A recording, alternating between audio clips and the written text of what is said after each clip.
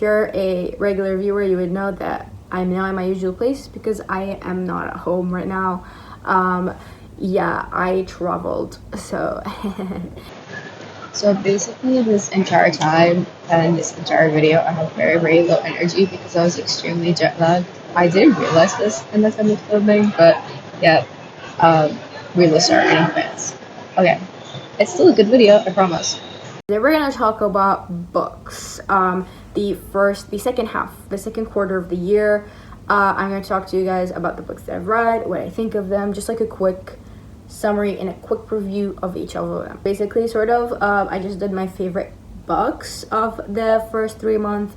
That is up if you want to go check it out. Fortunately, this 3 months did not have as many good books as the first 3 months of the year, so I don't have a favorites per se in here. So instead, I'm just going to do like a quick summary of each book that I've read. If you're new to the channel, I basically have been reading consistently every single day since 2025, literally January 2025. It was my goal last year and I have continued to do it. So I read quite a bit. I read like on average 3 to 4 books per month. Okay, so the first book that I've read, I think it was between April and March. Like it was sort of at the end of March, early April, and that is How Democracies Die. I don't know how to feel about this book. I kind of didn't like it and I liked it at the same time. Like, I do believe in democracy. I do think that some of the things they say are a tad bit naive, and so I kind of had this problem with this book as I've read through it. I learned a lot of like good things, things that I didn't know about a lot of like American politics that I would hear about, but I never quite understood. But after reading this book, I'm like, oh, okay, yeah, now that makes sense, actually. Yeah, I understand that now. I don't necessarily hate this book, but I felt like a lot of it was very naive mindsets, and some of the times they're like, we can like do collations and like work together and everything's cool. And sometimes I understand that like these things can happen in theory, and sometimes in some cases, in some contexts, that is something that can happen. But I feel like sometimes you have to fight back, and you have to be a tad bit aggressive when you're fighting back, because you'll lose all of your rights otherwise. So I don't know, I found that it was a bit naive. I found that authors were a bit naive, and I'm very curious about what they think of this current state, because this was written, I think, during Trump's first term. So I wonder if the authors think differently now. I did want to look it up, but I actually completely forgot. So I may have to do that now. The next book I read was My Brilliant Friend by Elena Ferrante. I think that's how you say it. This was a favorite of mine. Okay, this one it would make it on my favorites list. This book was so good. It follows I've already talked about this book, I think, multiple times on this channel, but this book is so fucking good. Like, I genuinely highly recommend everybody to check it out if you don't know what it is. It follows 2 girls who live in working class neighborhood in Italy, specifically in Naples, and they're essentially trying to escape that neighborhood and escape poverty and everything that comes along with it. Like, such an interesting novel. I loved the first book so much, and I got so impatient because I really wanted to know what happened, and I feel like I watch faster than I read. So I actually went ahead and started the show, because it has a show, and everyone says it's very true to the books. So when I think I'm in season 3 now. Yeah, I made quite a progress, even though it's a bit hard to watch as a show, but it's so good. It is so good, but I feel like it's phenomenal. The things that this author have done, the ideas and everything, is such a good series. The characters are wonderful. They're so insanely human, and everything about the show was so interesting to me. It's also very interesting the way people perceive certain characters and how I don't perceive them in this similar way. Like, the hatred that Elena gets, it's like insane. It's insane, and she doesn't deserve this. I think that maybe because the series is in her narration and you kind of hear her thoughts, you assume that Lila is this like angel from heaven. Lila is just like as fucked up as her. And so it's so unfair, the hatred she gets. I don't agree with it. I am like both Lila and Elena fan, and I refuse to have people talk shit about them. Okay, I haven't finished it. I am in season 3. I think I'm about to finish season 3. I think that she just knows how to make political statements and at the same time show the story between the characters and the progression that feels very natural, very human. It's just amazing world building, amazing stories, amazing everything, and I highly recommend. My brilliant friend obsessed with it, like literally, and I'm obsessed with the characters, I'm obsessed with the dynamics, I think about them all the time. To me, this book and this series is so similar to Nana. If you have never watched or read Nana before, it's a Japanese manga which also was an anime. This has the same weight on my mind. Like it's sort of like, you know how the Roman Empire trend, Nana to me was my Roman Empire, and this series and this universe is also my Roman Empire, and I think about them a lot, and I think about the characters a lot and the dynamics of the characters a lot, and it gives me like the same heartache that I get from Nana. So yeah, highly recommend. Absolutely amazing. My next book that I read was Prisons We Choose to Live Inside by Dorris Lessing. This book was essentially, I don't know, I kept seeing it being portrayed as a self-discovery book, which is why I made this the book for the book club, and reading this was so frustrating. I was like, it was fun because I was like able to critically analyze the book and dismantle her a lot of the things she said. She's a very contradictory person.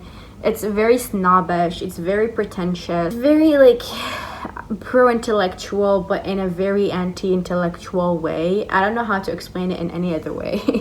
She really does equate some of like the most insane fascist individuals to one another. I think there was an instance where she equated the black Africans in Rhodesia, I think, yeah, to the white settlers, saying how they both just love to kill each other and they both love war. And I'm just like, don't equate them to each other. Like, there's one that's wanting to dominate a land that they don't necessarily belong to, and there's one who are fighting for their rights. A lot of contradictions. She would contradict herself constantly. She pissed me off so many times. I don't know, I didn't enjoy this book at all. It was enjoyable in the sense that I did get to like critically dismantle it and argue against it specifically for the book club, and that was so much fun to like have people to vent about how shitty this book was. In this, although I do agree that we do have herd mentality, and I think that's just an insanely human thing that we follow the herd, and I do agree with the general consensus of the book, which is to think for yourself and to not just follow through what everyone says. Always look for answers yourself. Don't just believe people because they resemble your ideologies. It's not enough to do that. You have to do your own work, and you have to push through and think for yourself. That I agree with. The general consensus of the book, I agree with. I just don't think that she necessarily believes what she's saying, and she contradicts herself constantly. The book has a very like pretentious tone to it, and the way she speaks about people is very pretentious. She uses really bad examples constantly. I don't know, I didn't necessarily love it. I found it weird. I didn't like it. Don't necessarily recommend. Alright, next I read, which is probably my favorite book that I've read, I think within these few months, which is The Sandcastle by Iris Murdoch. Okay, I just bought this book because it had a really pretty cover, but as I started reading through, I was hooked. It's essentially a story about how a man essentially meets this woman and wants to cheat on his wife with her. And I know this like sounds insane. Like I try not to like do any research when I get a book. I just like, if I found it somewhat interesting, like the cover, I'm like, okay, I'm gonna go for that. Or if I know that author is really good at writing, I'll just go for that. And that was sort of the thing that I followed. Like, I didn't know what this book was about. I think if someone told me, like, it's about a man who wants to cheat, I'd be like, I don't want that. I don't want to hear about that. I don't give a fuck. And then when I started this book, I'm like, it's juicy. There's drama. There's delusion. There's so many good moments. I was so hooked that I was like giving my sister updates about everything he would do and how stupid he is. It's so crazy to see someone, especially since he's like a very progressive person, right? And he's very much like pro rights and all of these things, and someone who's supposedly not supposed to act like this, find ways, do this mental gymnastics to try to justify that he is about to cheat on his wife. And it's so good. It is so good. I love it. I love this book so much. Highly recommend. One of my favorite books I've read this year. I think this quarter, sorry. I think that the fiction books that I've read were really popping off, and the non-fiction books that I've read were not doing so well. But the next book I read, which was it was so hard. It was so hard to read. It was Orientalism, Western Conceptions of the Orient by Edward Said. I've wanted to read this book for a very long time, because Orientalism is something that I personally am subjugated to, because I am a Middle Easterner. So I wanted to understand it a little bit better, and especially someone who is in political spaces, I wanted to understand Orientalism better. So when I read this book, it was very interesting. Now I have to say the writing style is very textbooky, academic, and I felt like I was back in college, and I had like this required reading that was really boring, even though it was so insightful and the messaging was so important, and I truly understood what he was saying, and I enjoyed it. Like, I enjoyed the message, I enjoyed the premise, I enjoyed everything. I just think the writing style was so boring and dry, and sometimes that's like usually the case with some of the non-fiction books, but they make it a little bit harder to read. But they're very important, so you still have to like work through it regardless. After reading and understanding Orientalism a little bit more, I think I started to see it in places that I never saw it before, even in unfortunately left-leaning spaces. Really astonished by how deep Western supremacy is embedded.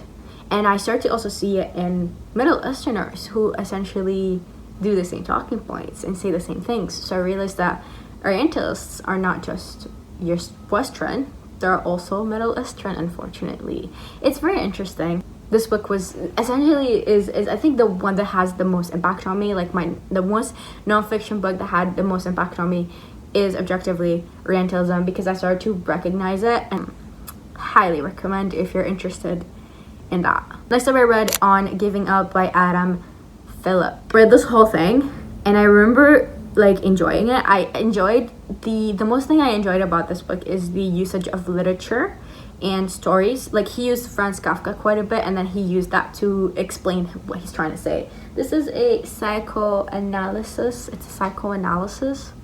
Is that right? I think he's a psychoanalyst. I think that's what it is. I think so.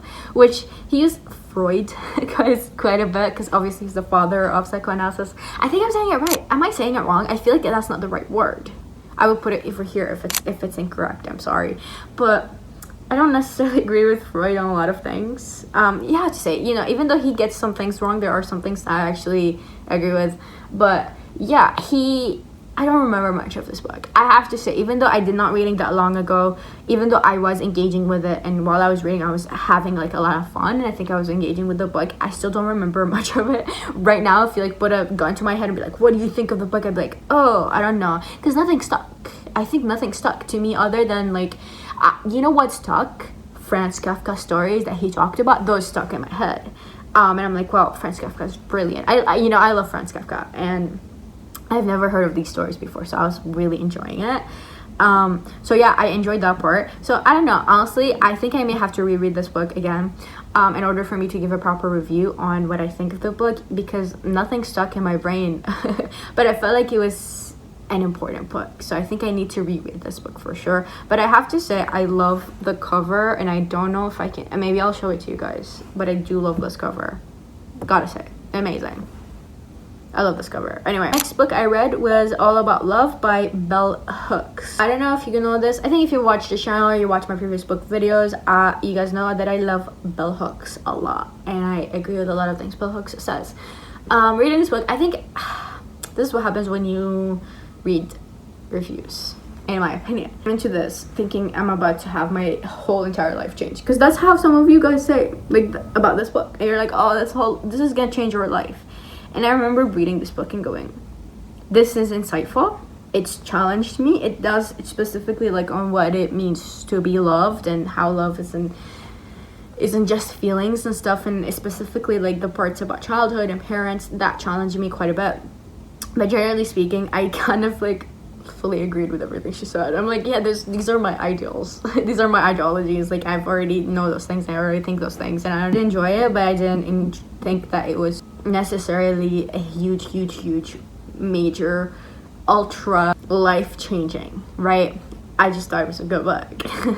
Everything she talks about I think is important. She talks about love, but in the context of everything. It's not just romantic love, it's not just familial friendships, but also like within society and how we need to utilize it also in politics. A lot of the things she talks about spirituality and how some of the religious individuals utilize religion in capacity in order to spread hate rather than love, even though a majority of religions are built around love.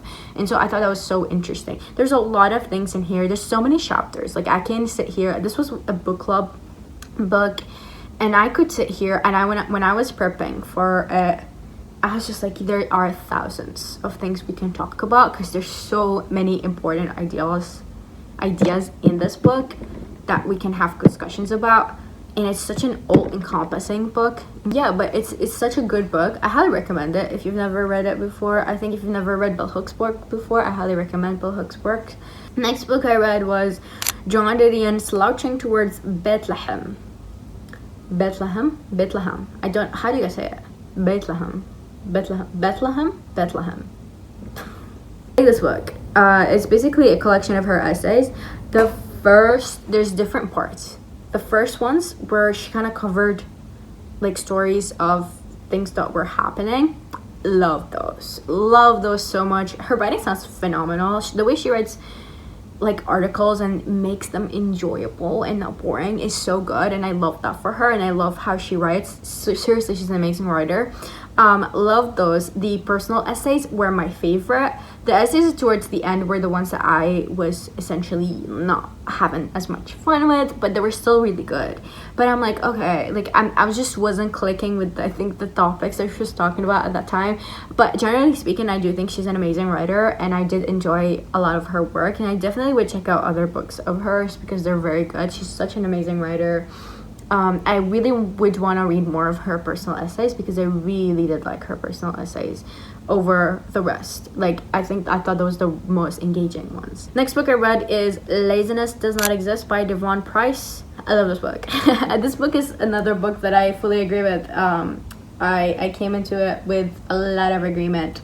If you've watched one of my videos, which is where I talked about productivity, hobbies, and creativity, and so on and so forth, I talked about essentially what this book is talking about, which is in its core Marxism. I think it's just Marxist theory. I really believe in this book. I think this book is very important. If you don't know what this book's talking about, it essentially explains how laziness is like a very cultural thing. Laziness in its core doesn't exist, and oftentimes if you are feeling lazy, there is usually a thing that is happening to you that your brain or your body is asking you to stop doing so that you can rest and relax. There's either it's stress, it's anxiety, it's overwork, it's burnout, whatever it is, it's something that you're doing wrong in your life, and your body's giving you signals to relax and take time off and take care of yourself. And it also discusses how culture really pushes laziness as sort of like this evil thing, and the worst thing you could ever do is be lazy. And they discuss like how we treat homeless people and poor people and so on and so forth. It's just like very evil, very like degrading way of thinking of ourselves and our lives and culture in general. And yeah, anyway, I highly recommend this book. It's very easy to read. Oh my god, it was so easy to read. I really enjoyed that part. Super easy to read, super easy to go through. Talks about very important things. If you want to get to know a little bit more about Laziness Does Not Exist and how laziness works and so on and so forth, highly recommend this book. Next book I read is The Hour of the Store by Clarice Lispector. Okay, first of all, love her writing style. Okay, that was my first thing. Love her writing style. At first I was a bit confused, but then I'm like, okay, because the book is essentially like a narrator who's a man, and he's writing a book, and we're essentially reading the book that he's writing, but we're also reading his thoughts at the same time. So it was a bit confusing when I was reading it. I was like, and then I'm like, okay, once I got it, I'm like, okay. It's really short. It's like this big. I don't have it on me because it's back home, but it's like this big. It's so short. It's like, I don't know, maybe like 77 pages or something like that. It's so short, and it's really interesting. It essentially is, so the narrator saw this girl, and he was intrigued by her, like a random person on the street, and he created this whole elaborate life story for this person, and he wrote it down, and you're essentially reading it. That was the whole book. And it's like this really poor person who's grown up in poverty, and essentially has struggled in poverty, but regardless is somewhat happy, and but also at the same time very depressed and very sad. So yeah, it's very interesting. The ending was, I get it, but like also why would you do that? You know what I mean? Why would you do that? Okay, these are all the books that I have read thus far. Right now I'm reading, my nonfiction book is Meat Market, The Female Flesh Under Capitalism by Laurie Penny. This is another really short book that I'm actually almost done with. I'm at like 61%, so I can finish it really quickly. It's really short, so I love that. And my fiction book is Happy All the Time. This is a book that I've been consistently trying to read for like a month or so now, but I get bored, and so I drop it, and then I go to another book and I finish that book, and then I'm like, okay, I don't have anything to read, and I don't feel like looking for something new to read, so I go back to this book. And it's not like necessarily it's a bad book, it's just it's nothing really is happening, and it's like a very character based book, so obviously like it's development of the character. Sometimes I actually do like those, but this one specifically, I'm just not clicking with the characters, so I'm not very interested in seeing their like lives essentially. So yeah, I'm struggling with it a little bit, but I'm trying to finish it. I think I might DNF it again and then grab something else soon. Don't know if that's gonna happen or not, but yeah, we'll see what happens. We'll see. For now, I'm reading it. Today I yapped for a good 30 minutes, so I don't know if the video is gonna be 30 minutes, but I did yap for a good 30 minutes. I will see you guys in my next one. Hopefully it will be a podcast episode. Your regular programming continues. All right, I'll see you guys next time. Also, please like and subscribe, and leave me your book recommendations down below. I would love to go through them, and maybe like I can read a book. Don't tell me what it is about. Just tell me this book is good, because I don't like knowing what the book is about. That's my personal preference. But anyway, I'll see you guys next time, and bye bye.